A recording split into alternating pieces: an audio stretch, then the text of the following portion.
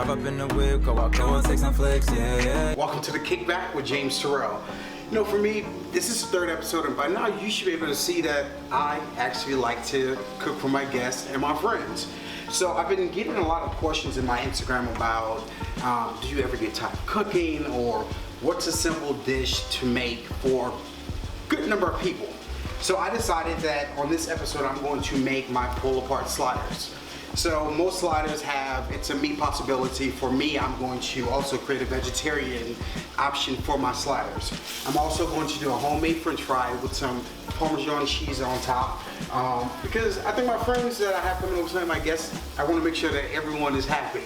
I have Danielle coming through. She's part of Essence. Nyemiah, she's actually a well-known rapper slash artist, and one of my good friends, Mike, that I've known for a number of years. So we're going to kick it up tonight, have some good drinks, have some good food, and definitely kick back. So stay tuned to the Kickback with James Terrell.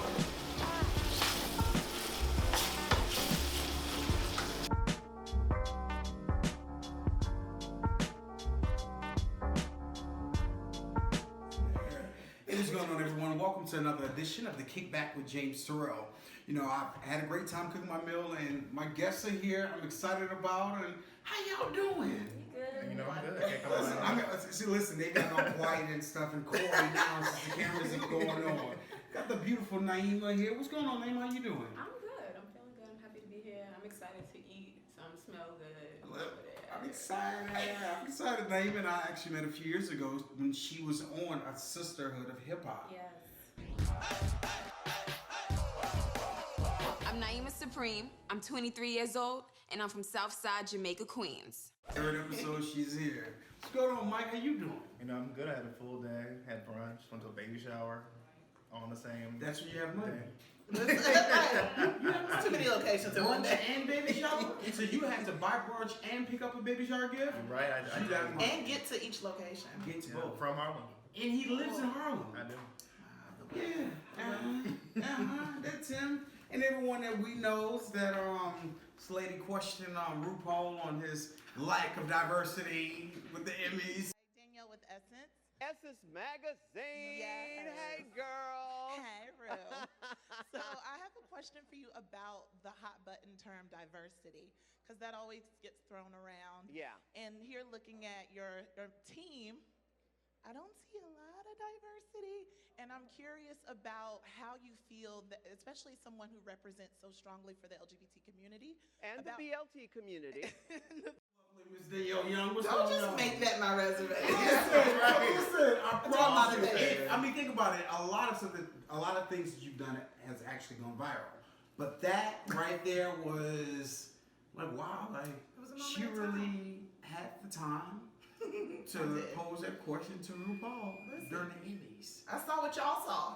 The Emmys were live. It was right there. It was right there. And I was like, I want to just look. I could ask. You could. He's right there, standing in front of all of them. And it was just a mess.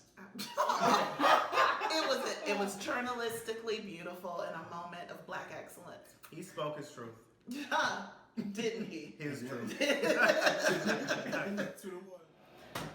So when it made me kind of think about traditions of dishes that we eat, I tried chitlins for the first time, and I might get the black card revolt thrown at me. No. Should we get rid of chitlins to 2020? Listen. I'm here for getting rid of it. I mean, times have changed. I've never even had it. I am from North Carolina. I've definitely had chitlins in my life. I've been the kid that has put the towel under the door and closed the door. And my mama says she's cooking them. It is offensive. It's a process. Yeah, because you have to clean them. Oh, I know the smell. It's a The lot. cleaning process is a smell. The cooking process is a smell. The cleaning takes the smell away. No. It's supposed to, but it is what it is. So I feel like that's why it smells how it smells. Like it is what it is. That's why everybody's like, oh, well, you clean it. Yeah, but it's still the cooking just brings it back. I mean, why do you think it's become a staple in the Black community? I don't call it a staple. Or why is it? I mean, I would say it's continued because, again, when I brought the fact that I haven't had chitlins before, I do feel like there's going to be a few black card revolts thrown at me. And I'm from the South. Same. I mean, I've had them, but as time has progressed, we kind of stray away from these like not too great for you and not too great items.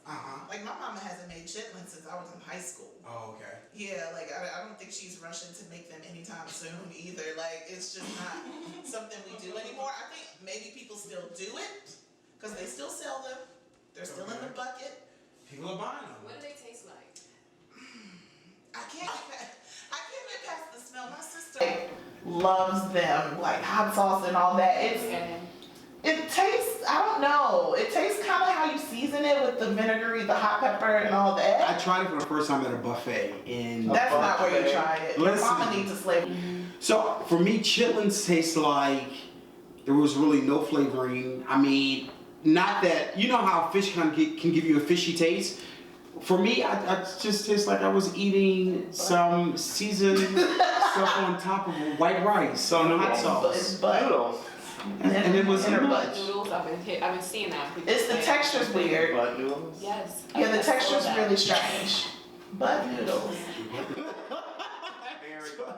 So speaking of being black, my producer sent me a list of Shadow and Act, a list of the top 50 black TV shows of the decade.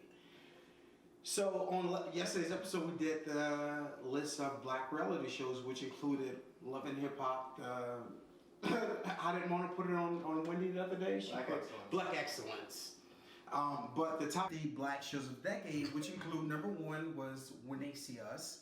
Number 2, Watchmen. Number 3, David Makes Man. Shout out to my homeboy Terrell. You'll be on the show soon. Queen Sugar was number 4. Atlanta was number 5. This Is Us is number 6. Euphoria is number 7. What? They're just making stuff up. is number 8. Underground is number 9. And How to Get Away with Murder is number 10. Wait, what was number 8? Number 8 was Pose. Why are they calling some of these black? Yeah. When This Is Us. Okay, but This Is Us is not black. Just because the black storyline is the only storyline that matters in This Is Us doesn't make it black. Because we know. I agree with the top 3. Yeah, how can you say Watchmen's the best? Oh, Watchmen's a great show. Yeah, where's Insecure? Within the last 10 years, if you think about a show that's predominantly, that has a African American lead, Watchmen is much better than I would give it than a Scandal. Y'all hype Watchmen a lot. I love Watchmen though. I love Regina. You know what, She's Snowfall? incredible. Snowfall. Also, where was that? Incredible acting. Listen, Snowfall Black was actually director, there. rest in peace, John Singleton. Here's what pissed me off and shocked me. Surviving R. Kelly was number 15 and Blackish was number 16. Surviving R. Kelly's not a show. It's not it's a series. What Yeah. was it considered a The first one was a docu-series? series too. I mean, When They See Us, right? Survivor's Remorse Yeah. was number 17 and Insecure was number 18. Insecure, that's rude. That is rude. So what's That's that? really rude because we rallied together to watch Insecure. We all did. I mean, the question brought to the table was Issa got number, I said 18? Robin Thede show didn't even get nominated. Who has Issa or Robin and pissed off in the industry? Well, I can see why that didn't get nominated. I mean, No but shades actually, of I Black thought it was Ladies a great show though. Great, but not of the decade. I mean, not It just. just got I wasn't here. a fan of that show. Now her stand-up, her late-night show, I don't know why it got canceled, but I thought it was a great show. Oh, so we're considering that too in the... I feel like that definitely should also be R. Kelly's Surviving R. Kelly. I need to know what the criteria is. Yeah. Are these black people voting? As a girl that works on a website, I know how these things go. It's not, I don't think they pulled numbers. I think they came up with their own criteria and made the list, which is what hip hop does all the time. That's And right. people want to debate it, but it's like, I want to see it by the numbers. It's just weird for me that as a media outlet like a Shadow and Act, and Top 5. That doesn't make sense. Tyler made none of it. As much as people feel like Tyler Perry doesn't make TV for them or whatever the case may be, it's proven that he has formulas that work. And his shows are really, really well watched He's not shows. even in all the shows he's had within the last decade. Clearly, it's something. Yeah, I'm really like, none of them made it.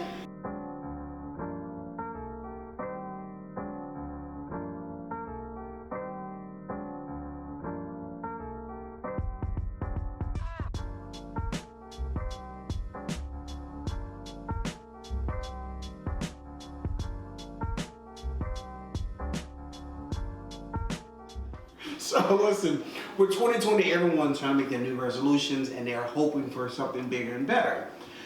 So I was on Dana Blair's Instagram recently. We all know, Dana's a colleague of Danielle. Dana, you've seen Dana with BET and Essence and a lot of stuff. She had a conversation on her Instagram where it led to that white men date with a purpose and black men do not. And that's a question that she posed. So I've been told a lot that I need to stop. I'm not gonna say stop. I've been told that I need to go out and seek men, white men specifically, because they date with purpose. I've been told by female friends this, and actually a few months ago, my cousin called me, and him and some of his boys were talking about this. It was a group of black men, white men, Hispanic men, and they were talking about dating and dating with purpose. And he got really upset that comment was made. So I'm really interested in hearing what y'all's feedback is on that. And you could take that, I'm throwing it out there as a broad stroke, on purpose. So dating with purpose can mean I'm going to court you. It can mean I'm not going to waste your time. It can mean all kinds of things. Now, look, I think there are fuckboys and they come in all shapes, colors, sizes, and walks of life. But is that a stigma that's true? Is that a stereotype that's true? So I'm really interested in hearing y'all's feedback. Women here sitting at my table, do you think that's true that white men date with a purpose and black men don't? I know nothing about white men. I don't know anything about how white men date. And then I asked, do any men date with purpose? Where's my tambourine, Lord? I don't know if any men initially date with purpose, or are they dating to have sex with you after possibly buying the meal. Okay. I don't know the real intention these days. I don't know if men really want to be married, if they want to be with one woman. But I can see it if you were raised that way, that you need to start off with a wife. Mm-hmm. Not that you only want to be with your wife, but if you need to start off with a wife, then you will be courting women and taking them out. Do I know any black men who are courting women to marry? No. I know black men who are married, but I don't know their process. Listen, I didn't realize it was really that hard out here for a chick. It is hard. Is it? It is hard. And even more so for women like Nyemiah and myself, who are about something and ambitious, smart, have all these goals and all these things. Like, it's even worse for us. I can't even count the amount of friends that I have that are like this. Have you stepped outside of your race? Not since high school. When I told my crush in high school that I liked him, he was like, "You're black." It's never gonna happen. But I haven't done that since then. I have a fantasy of being with a strong black man and being in a hashtag black love relationship. Okay. But the way that these black men are set up, to your point, I don't know what they're doing. I don't want to put race on it. I really don't want to say black men are not doing it, because there are white men who are not dating with purpose, who are dating frivolous. Y'all's homegirl, my mama says that men are lovers of themselves. Speaking of these days and times. And it's scary because we all are. We live in this very indulgent, self-indulgent culture. Like, we think people care about the food on our plate. So it comes to a point where human connection is starting to get a little harder. It's social media. And you can swipe left if you don't like somebody's picture or under the picture. So I feel like a lot of the times now people are just getting rid of people because it's easy.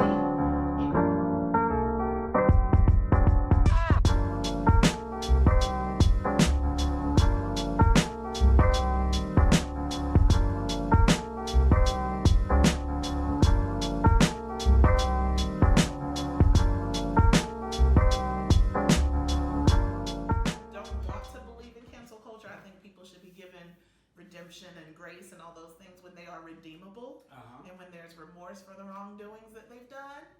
But Trump, it's just, I'm tired. It's a lot. It's a lot. The headlines feel like reality shows. Like, he's constantly proving himself to be like the scum of the earth, and he's the leader of our free world. It's like. And it's always a different headline every morning. Yeah. I wake up. Like, that's the first thing and I see. he picks battles that are weird battles to pick. Like, what do you have to do with like Kanye and the things going on with him? What do you have to do with Colin Kaepernick? What do you have to do with half of these things that are going on when you are the leader of the free world? So it's just forever cancel that man. Sorry. Sorry to that man. Literally not sorry at all. Speaking of politics, why did people cancel Kamala Harris? But as soon as she dropped out, everybody's like, "Our girl is Because she a black woman, can't win for losing." I mean, I'm talking about black people. Remember I know. They were like, "Oh, we're so glad why'd she leave? Because you hated her." No support. Ran out of money. Like, how do you feel that there's so much in the industry that as a rapper, they're trying to portray on certain artists that this is what it is and this is how things go? I mean, I find it extremely challenging for myself. Like, it's really a principles thing, and it's how much of your principles are you willing to give up for whatever fame or money is dangled in front of you. Like, do you want to go forward? Then you're kind of given no other option. It seems as if you're given no other option. Like, you know, you need to be this. You need whatever you're influenced by. You need to be higher in this. If you take these pills, your music gonna be better. If you do this, you know, I don't know. I just don't connect to that space of wanting to be in this weird space of on pills to make better music or to appear cooler to people. Even like weed. Like, I never felt like I wanted to be on like blowing it so it's like everybody can fuck with me now because I'm right. Smoking the camera. Am I relatable now or something? Like, there's certain things that I don't want to do to appear relatable to people who possibly enjoy watching other people do drugs or damage themselves in order to entertain you. And that's what I find a lot about the entertainment industry is how much are you willing to like damage and give up of yourself to entertain me? It's almost like a fake it to make it kind of situation, kind of. That's from the inside for me. That's what it feels like. Like, and me, like with integrity, I can't fake a lot of things. If I'm truly about my music that I write, and like this is real to me. Like, I really work hard, and it's like I get all the way up here just to fake it. Like that, I don't want to do that. It doesn't feel good. How do you feel about it, Mike? I think the industry, from what I've seen, pushes different things at different times. When I was younger, rap was super sexualized. Like, it was like, Webby, give me that. Like, ludicrous fantasy. Like, so I grew up in an age group of people who wanted to have sex all the time. It was the thing. But now you have a generation of kids who are depressed because of social media, depressed because they feel isolated, and they feel like their rappers are reflecting this depressed lifestyle, and the solution is drugs. Yeah. And we're also in the middle of one of the worst drug addiction, epidemics in our history. So I think it's just reflecting the call. I don't think music is pushing this on us. I think it's a mirror of who we are right now. And I think it may feel disconnected from us, but this is somebody's real story. Yeah, I agree with that literally 100%. I think that music is a very powerful vehicle. Like, everybody knows the alphabet song and has never forgotten it, right?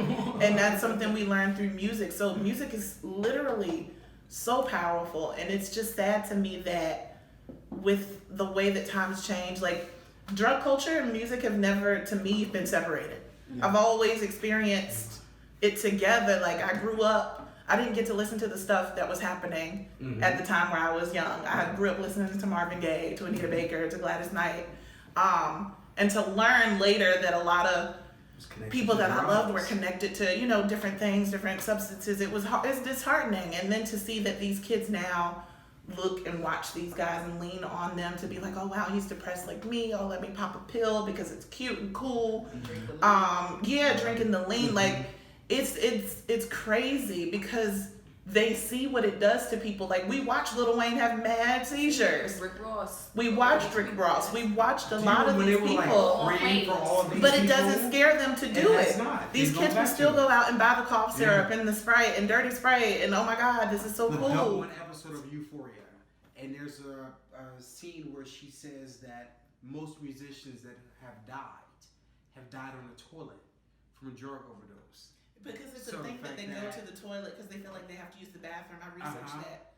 And it's weird because like a safe space for them. They feel like they have to go. It's like something's wrong and they have to go to the bathroom, so and that's where they end up perishing. With that, drugs and music is still like really connected, even with that, because she's like a lot of musicians were found on the toilet when they died. So it just makes me so sad that it's like people choose this industry and it doesn't ever seem to end well for anybody. Like, I don't remember the last time a musician, a superstar, had a peaceful death. So-and-so died in their sleep at an old age. Like, it's very rare. It happens, but it's very, like, usually it's something very tragic attached to these superstar deaths. And it just, I don't know. I hope that one day we can get to a point where we're not looking at these people to emulate them or to be like them or to find what they do so cool that we have to do it. But kids are they're very impressionable. I tell everyone I like to take my friends in life, I like to take my friends in the industry, bring them together over a great meal at my home here in Brooklyn. So we're getting ready to wrap the show. So before we wrap up the show, I want you all to be able to connect with my friends in life and my friends in the industry. So let everyone know what you do, who you are, how to follow you on your social media. As you go, it's your time. I'm Nyemiah Supreme. I'm a rapper and TV personality. You can find me on Instagram, Nyemiah Supreme, Facebook, Nyemiah Supreme, Twitter. I don't really tweet because nobody be writing me. So if you want to write me on Twitter, feel free to write me. I be like funny. Nobody be responding. I be feeling like a mess. So write me on Twitter and check me out on YouTube. I've got a lot of music over the past 10 years. I've been doing this. 2020 coming up. And I've been feeling like I don't want to do it no more. So, send me some encouragement. Listen. My name is Michael Tomlin, Crutchfield. I'm a brand consultant. I've known James for quite a while now, so I'm glad to be here on stage with all of you. Social media. You can follow my business. He had to think of what his Finsta was. You can follow my company. It's the MTCCO, and that's it. I'm Danielle Young. I'm a producer, writer, editor, host, columnist, soon to be podcaster for Essence. James mentioned The Overexplainer. That is my video series that I do for Essence, and I also produce several different series for them. What else? My social media, I'm most active on Instagram, the Danielle Young. I'm on Twitter. I be trying to tweet. It's RhapsoDani, RhapsODani. Oprah follows me. I'm very proud of that. Oh, come on, Oprah. She follows like 300 people. I'm one of them. And I'm also Blue Ivy's best friend. Hey, Blue Ivy. So, listen, this is Kickback with James Terrell. Getting my friends in life and my friends in the industry, bring them together and having a great time. So definitely join me for the next episode of the Kickback with James Terrell. And remember, there's always time to just kick back.